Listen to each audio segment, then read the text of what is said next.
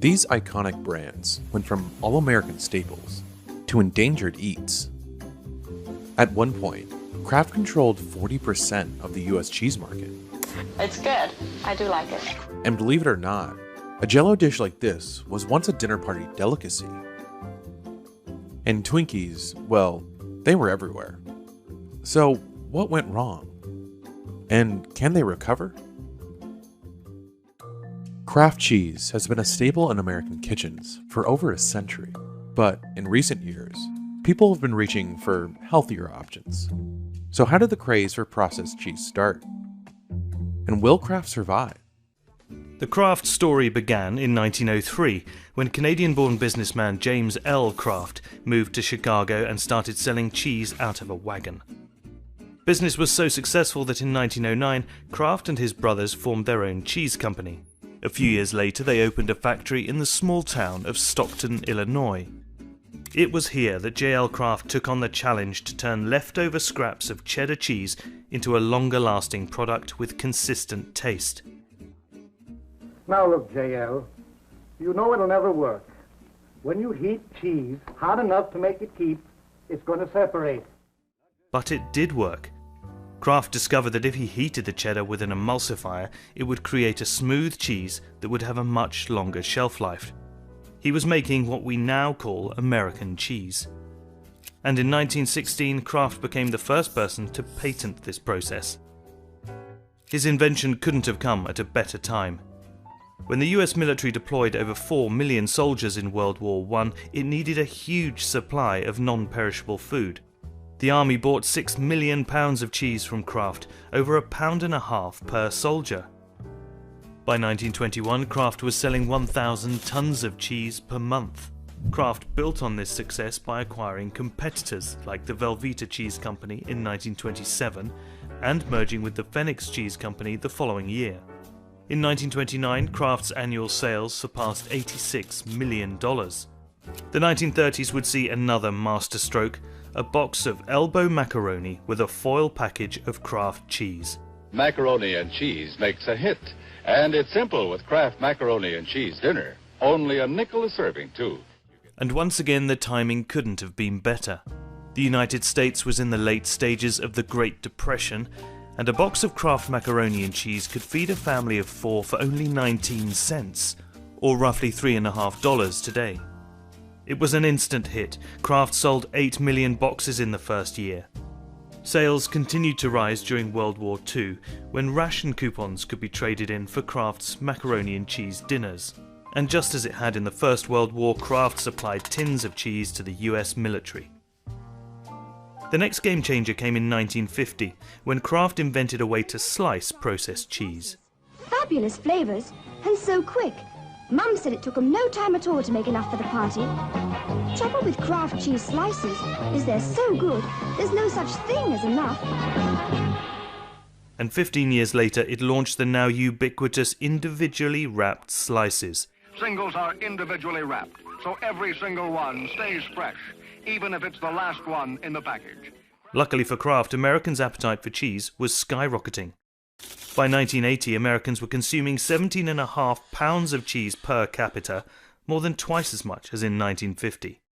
Kraft wasn't afraid to tell consumers to put cheese on just about anything. Arrange on greens with chicken, tomato, and avocado, topped with sprouts and bacon. By the mid-90s, Kraft controlled over 50% of the processed cheese market. And when Kraft Foods went public in 2001, it was the second largest IPO in US history. Americans' seemingly endless appetite for processed foods had fueled Kraft's growth for nearly a century. But all that was about to change. Over time, what really happened was this kind of cultural awakening to what the heck was all that stuff that we were adding to food and then putting in our bodies. In late 2002, the Food and Drug Administration accused Kraft of violating its labeling standards. The company was making its singles with milk protein concentrate, an ingredient the FDA does not allow in products labeled pasteurized processed cheese food. Rather than change the recipe, Kraft just relabeled its singles as pasteurized prepared cheese product. But Americans were waking up to the potential negative health impacts of ultra-processed foods, and Kraft began to worry. The company listed consumer concerns about food safety, quality, and health as one of its major challenges in 2004. Kraft responded by removing trans fat from some products and offering low-fat cheese slices. Still, in 2006, the company reported a 2% decline in the processed cheese market. Awareness of healthier eating only grew when influential figures like Michelle Obama launched a national campaign to fight childhood obesity in 2010. Today, we know that we can no longer let our kids eat whatever they want. A 2013 petition to remove artificial dyes from Kraft macaroni and cheese gained over 360,000 signatures. And a report at the time said that more than half of consumers were concerned with the nutrition of processed cheese. Kraft did remove synthetic dyes from its macaroni and cheese and also ditched the artificial preservatives in its singles. But revenue from cheese products hadn't increased much since 2008. Warren Buffett took a gamble on the company in 2015, partnering with Brazilian private equity firm 3G Capital to finance a merger between Kraft and Heinz. The move aimed to turn Kraft's fortunes around by slashing expenses and cutting 2,500 jobs. In focusing so much on cutting costs, did Kraft Heinz miss out on some opportunities to do things that actually grow the top line? But 2018 brought more bad news. Kraft Heinz announced the market value of its brand portfolio had declined by a whopping $15.4 billion. They were effectively saying that these brands are not, as powerful as they thought they were. The Kraft brand itself was responsible for a loss of $4.1 billion because the company anticipated less growth in the processed cheese category. The whole debacle even led Warren Buffett to admit, "We paid too much money for Kraft. To some extent, our own actions had driven up the prices." Since the merger, Kraft Heinz's stock has sunk about 45%. But Kraft tends to thrive when disasters strike. In 2020, when the pandemic drove consumers to stock up on non-perishable goods, Kraft products were suddenly in high demand. Sales of its macaroni and cheese were up 27% during the first quarter, compared to the same period in 2019. But Kraft continued to be plagued by concerns over its ingredients. I'm not hungry! You're having one more bite. No! One more bite! Critics also accused Kraft of showing healthy food in a bad light in commercials targeted at children. Kraft, for the win-win. In 2021, Kraft Heinz sold off its natural cheese division to French dairy company Lactalis Group. But processed cheese is something the company is still holding on to. That same year, the average American ate over 8 pounds of processed cheese, the highest amount since 2003. And Kraft remains one of the most powerful companies in the food industry.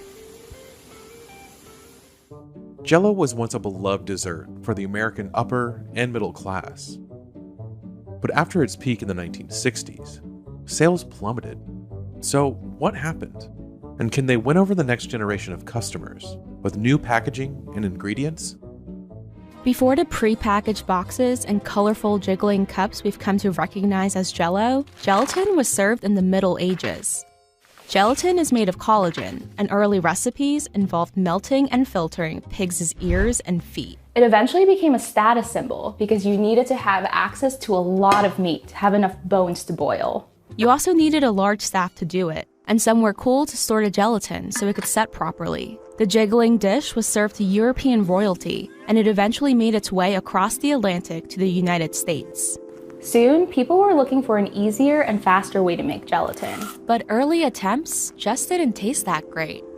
However, one instant gelatin product would quickly become a staple in American households. Invented in the tiny town of Leroy, New York by struggling cough syrup maker Pearl Waite and his wife May, Jell-O combined gelatin with sugary fruit syrups, which made it sweeter than other instant gelatin products.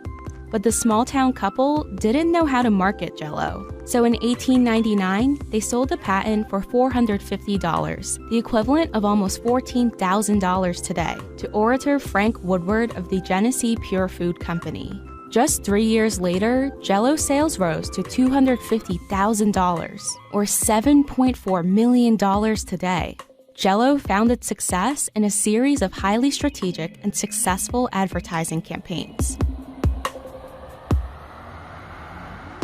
It printed its own recipes, showing and teaching consumers all the different ways they could serve Jell-O in a meal, which generated demand for the product. The company commissioned cookbooks and advertisements from American artist Norman Rockwell, who created colorful drawings of Jell-O in family-friendly settings.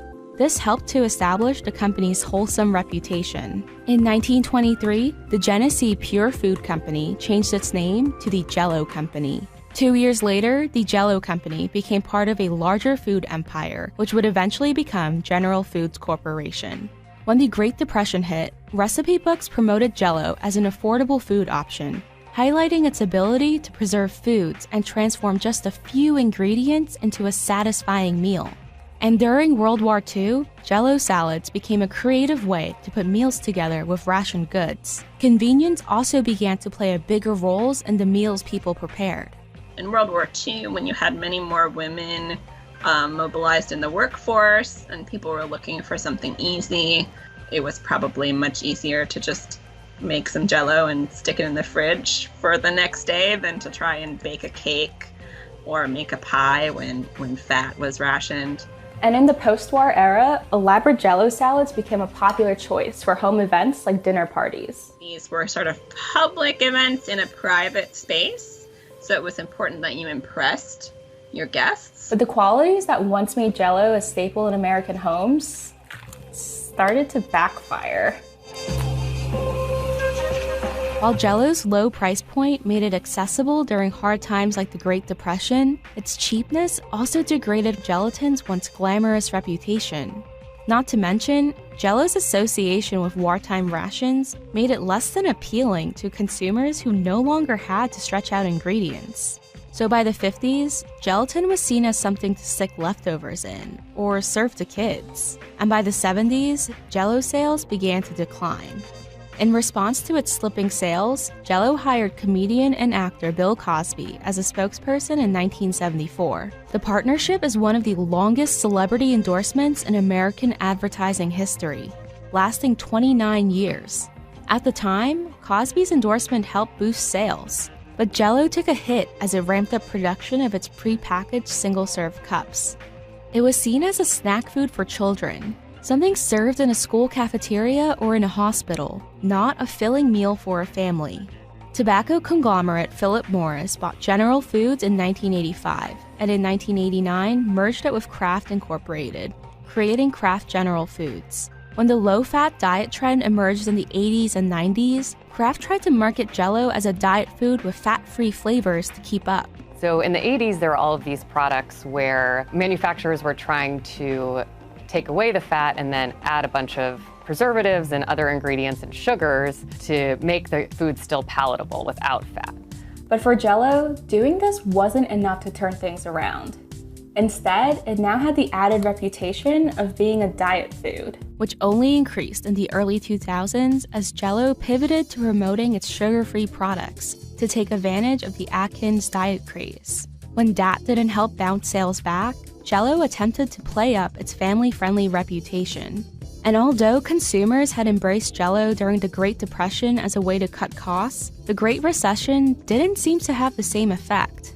From 2009 to 2014, Jell-O sales declined by double digits, falling from $932.5 million to $692 million. So Jell-O is basically the opposite of what consumers are looking for right now. It looks artificial, its ingredients are unrecognizable, it has a bunch of added sugar, and even though it's fat-free, we all know now that that is not necessarily healthier.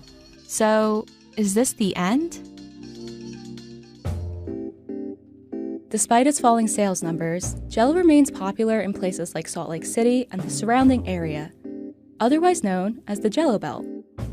The area has a large Mormon population, and Jell-O's wholesome family branding aligns with Mormon values. Jell-O even became the official snack food of Utah in 2001. And the trading pin for the 2002 Salt Lake City Winter Olympics was a bowl of green Jell-O. The company also encourages people to get creative with Jell-O recipes on social media, which feels like a return to Jell-O's origins, when the company would print recipes to teach confused housewives what to do with this strange new product. And in 2023, Kraft decided to rebrand the snack food. They launched a bold and modern design to attract a younger audience. So while Jell-O may no longer be the dinner table staple it used to be, it's still alive and jiggling. A mainstay in pop culture and lunchboxes for more than 80 years, the Twinkie is an American icon. But Twinkies almost disappeared from store shelves entirely, after 2 bankruptcies forced Hostess to lay off workers and shut down factories. So what happened? Twinkies were invented in Schiller Park, Illinois in 1930. This guy, James Dewar, managed a bakery plant at the start of the Depression.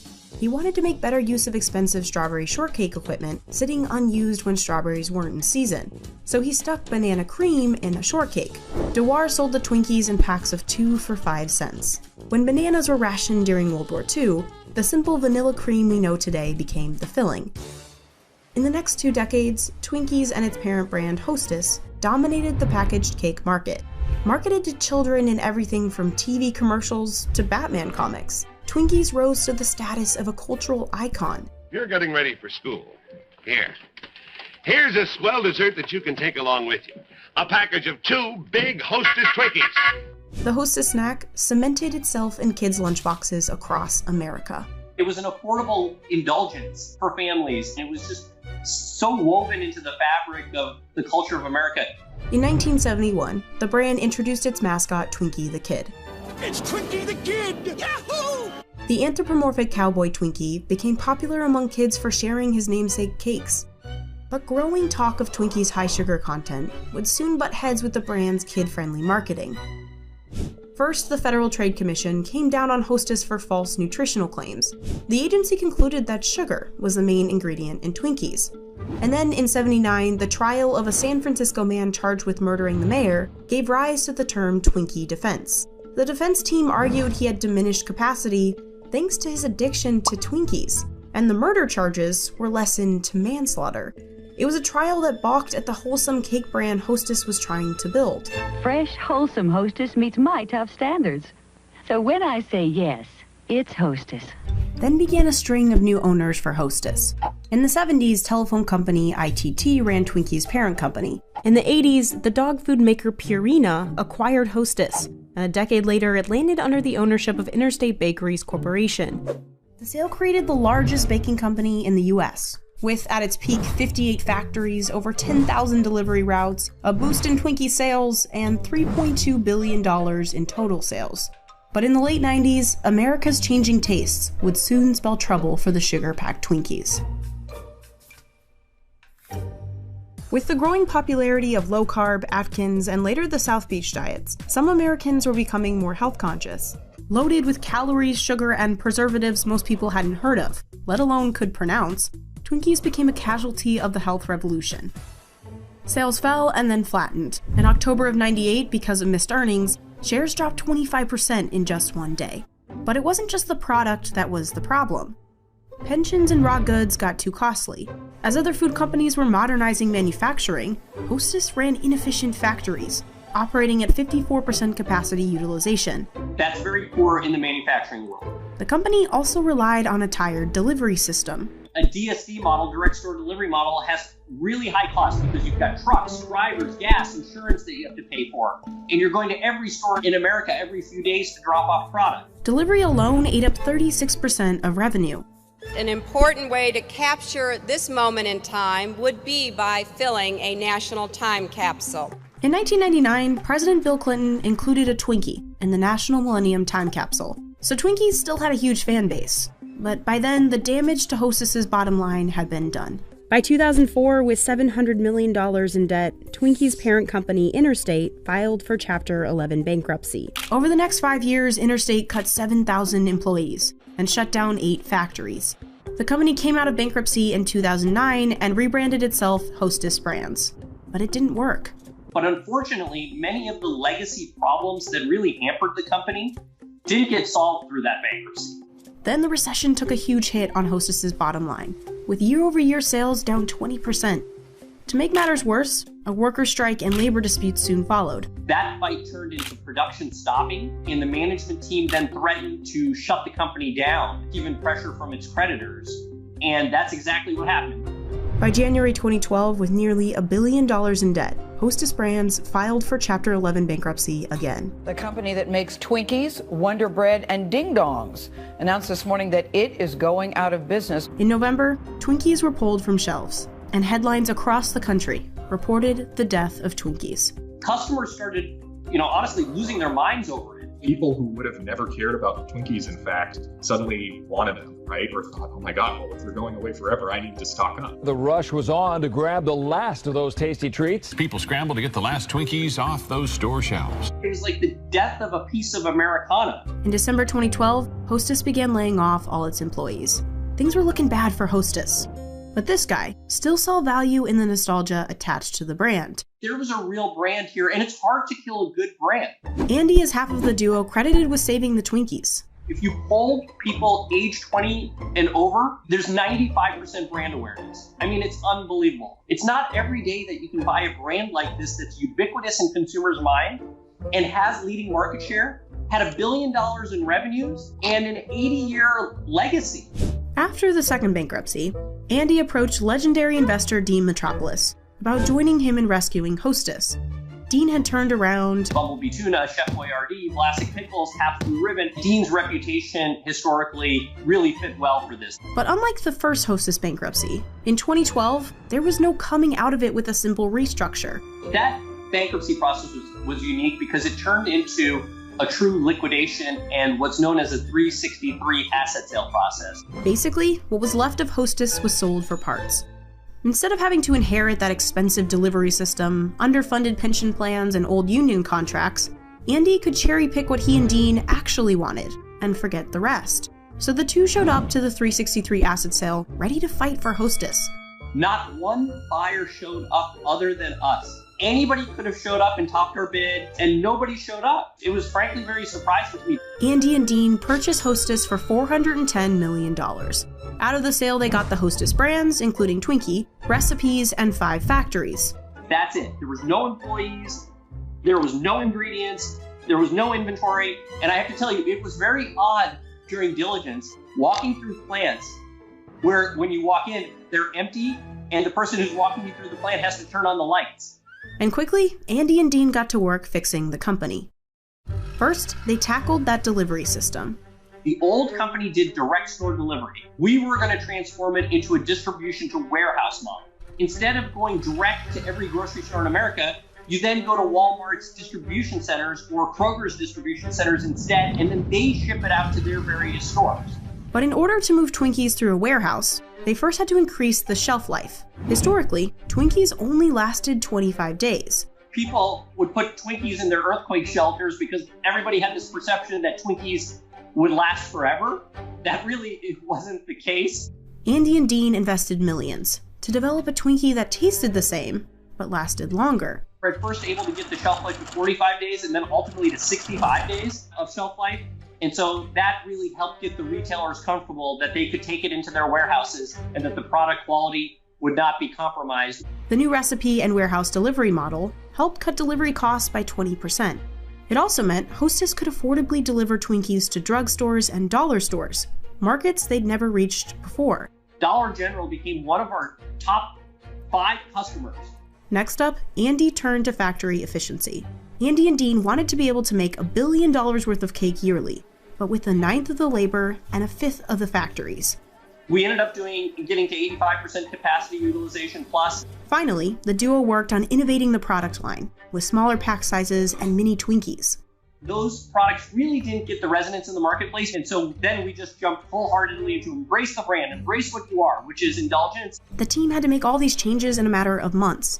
In July 2013, the once dead Twinkies returned to shelves, to tons of fanfare.